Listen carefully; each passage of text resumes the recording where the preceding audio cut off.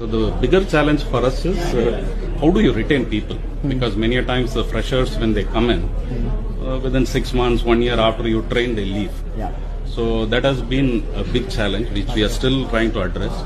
We are thinking of looking at some kind of a retainership, at least 3 years. Won't work. Huh? Won't work. I don't know. So I'm just saving you time. Yeah. Okay. Fine. So that's why I was just trying to figure out how do we do this. So I want you to understand this. The world of business has seen 3 generations: the industrial revolution, the information revolution, and now we are in this revolution called the social revolution. Industrial revolution, people took a job for survival. They wanted basic necessity of roti, kapda, makan.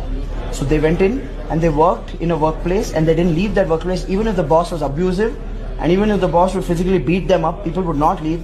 That was the era of boss is always right. Yeah. Because opportunities were less. Yeah. That is pretty much the grandparents of today's workforce. Then came the information revolution, where all these IT companies, brands started building, and the workforce then came to work not for survival because their parents took care of survival. This workforce went to work for standard of living. Basically get a good enough salary to pay the house EMI, the car EMI, children's education loan.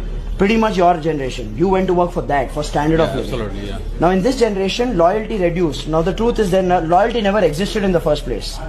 Loyalty didn't exist. There was no option. This generation, information revolution, got option. If they got a better quality of workplace and they got a better pay, then people would jump a job, right? Now this was the information revolution. Then came the third revolution. After 2008's recession, information revolution died. You don't have to, it's no longer a hidden knowledge. So, you need to understand, now we live in a digital revolution or a social revolution where everything is social. Which means today's workforce, they don't care about survival. Their grandparents took care of that. They don't care about standard of living. Their parents took care of that. Even the labor does not care about standard of living anymore because even labor has Dish TV and Tata Sky in their house. So if you'll say, I'll cut your pay, or if you'll say, I'll bind you with a contract, they will say, thank you so much, I'm finding another job. Today's workforce needs something else. They want quality of life, not standard of life.